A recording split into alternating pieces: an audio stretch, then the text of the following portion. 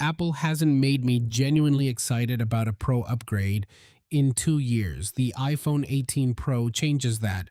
Not because of the marketing, not because of the event, because of seven specific things, one of which has never appeared on any iPhone ever. And I'll be honest with you, one of them is just a color, and it still might be the reason I upgrade.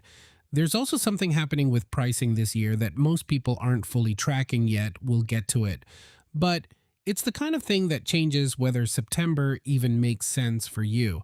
This video covers 7 features I'm genuinely excited about on the iPhone 18 Pro and Pro Max, all sourced from the most credible leaks we have right now, analyst reports, supplier confirmations, multiple corroborating sources. I'm also going to break down the release schedule because Apple is doing something different this year. And if you don't know about it, you might buy at exactly the wrong time. No iPhone has ever had a variable aperture camera. Read that again. In 15 years of iPhone cameras, no variable aperture. Until now, here's what that actually means for you. A wider aperture pulls in more light in dark environments. Portrait mode gets a creamier, more natural background blur. A narrower aperture keeps more of the scene in sharp focus, landscapes, architecture, group shots. Right now, your iPhone locks you into one aperture, one setting. The camera decides, you don't. Variable aperture gives you that control back without needing a DSLR.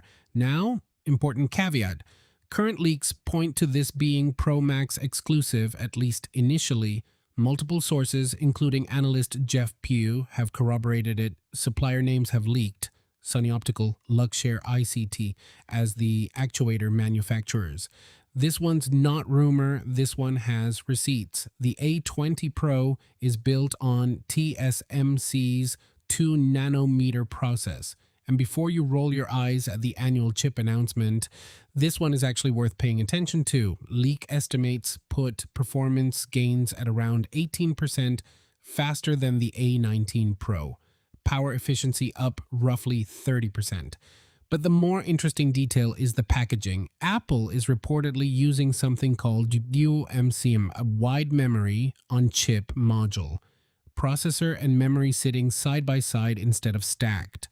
What does that mean in real life? The chip runs cooler, which means it throttles less, which means the performance you get at minute 1 of a gaming session is closer to the performance at minute 30. They're also reportedly putting in a significantly larger vapor chamber, peak performance and sustained performance, not just a number in a keynote, an actual change in how the phone behaves under load. For anyone who games, edits video, or runs heavy AI tasks on device, this is the one to watch. Battery. iPhones have historically trailed Android flagships here. That's not an opinion, it's just a fact that's been quietly true for years. The iPhone 18 Pro Max is reportedly addressing it. Leaked specs put the cell in the range of 5,200 to 5,567 milliamp hours. That's a 9 to 12% increase over the 17 Pro Max. Now, Apple doesn't publish milliamp hour numbers, so these are estimates based on supplier leaks and measurements from previous models. Treat them as directionally accurate, not gospel. But here's what makes this more interesting than just the raw number. iOS 27's efficiency improvements are layered on top. The new C2 modem, which we'll get to in a second, is also a factor. Software efficiency plus hardware upgrade plus a more efficient modem. The real-world gains are likely to be more noticeable than the milliamp hour increase alone suggests, which means this could finally be the year iPhone battery stops being a conversation. The C2 modem is Apple's second in-house modem. It's been in development for years, and it's reportedly arriving on the iPhone 18 Pro lineup. 2 things worth highlighting here. First, satellite 5G fallback coverage in areas with no cellular signal that's useful in ways that are hard to quantify until you actually need it. Second, and this one is the one I think matters more, a feature called Limit Precise Location It restricts how much location data your carrier can pull from your device. So think about that for a second. Your carrier, not an app, not a third party, your carrier constantly pulling precise location data from your phone.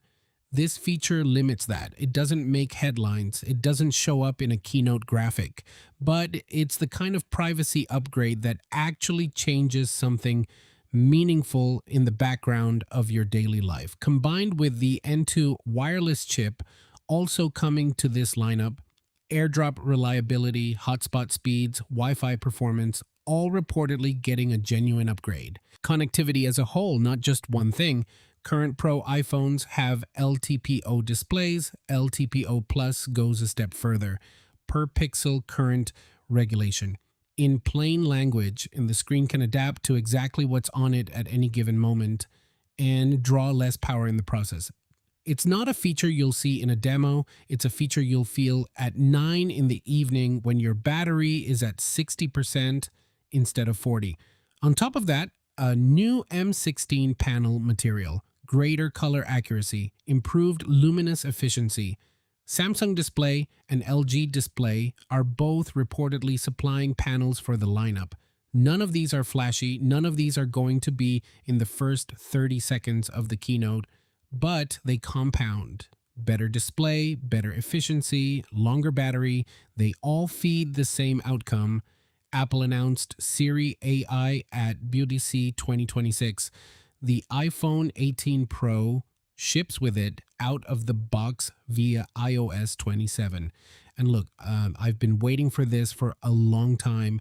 The generative rebuild of Siri that actually works, sees what's on your screen, understands personal context, processes natural language without making you feel like you're filing a legal document, takes actions within apps on your behalf. It's also getting a standalone app, stored conversations, similar to ChatGPT or Gemini. iOS 27 goes deeper than just Siri. Safari gets automatic tab grouping. Photos gets extend and reframe editing modes. Image Playground can now generate custom wallpapers and contact posters. Home and Shortcuts can build automations in plain language. Software is half the experience of any iPhone. Most reviews treat it like an afterthought. If iOS 27 delivers on what was shown at BeautyC, this is one of the more meaningful software upgrades in recent memory. Not perfect, but meaningful. I know, it's a color, bear with me. Apple reportedly experimented with coffee brown, purple, and burgundy before landing on dark cherry.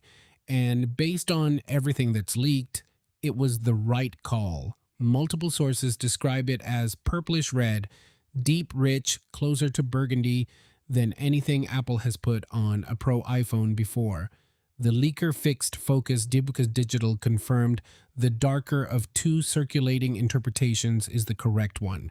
Pantone 6076 was cited as the closest reference point if you want to look it up. The full lineup also reportedly includes light blue, dark gray, and silver. Dark cherry is the one people are talking about one. And honestly, if I'm buying the iPhone 18 Pro, that's the one. Quick one on cases because this came up this week. OtterBox has a case already on sale at Best Buy. Packaging lists compatibility with both the iPhone 17 Pro and the iPhone 18 Pro AstroPad. Makers of anti-reflective screen protectors says their suppliers are telling them the same thing. Mark Gurman flagged the OtterBox listing with the comment a little early, which is fair. Here's where it gets complicated. Multiple leaks suggest the iPhone 18 Pro will be about 2 millimeters thicker than last year's model. A separate leaker says the Pro Max thickness is identical to the 17 Pro Max. They can't both be right. My honest take, don't order a case for the iPhone 18 Pro before September, not yet. Wait for confirmed dimensions. Now, the release schedule. This is the part I mentioned at the start. Apple is splitting the iPhone 18 launch. This fall, September 2026, you get 3 iPhones: the iPhone 18 Pro, the iPhone 18 Pro Max, and the foldable iPhone reportedly called the iPhone Ultra Apple's first foldable priced somewhere between $2,000 and $2,500. The standard iPhone 18 spring 2027. Also coming in spring 2027, the iPhone 18e and the iPhone Air 2, which may finally get a second camera. If you are planning to buy the base iPhone 18 this fall, it won't be there. The only way to get a new iPhone in September is to go Pro, and that brings us to price. Analysts are estimating a $100 to $300 increase over current Pro pricing. The iPhone 17 Pro starts at $1099, the iPhone 17 Pro Max at $1199. Memory supply shortages are driving component costs up. Apple has reportedly negotiated display discounts to offset some of it. But a price increase is likely.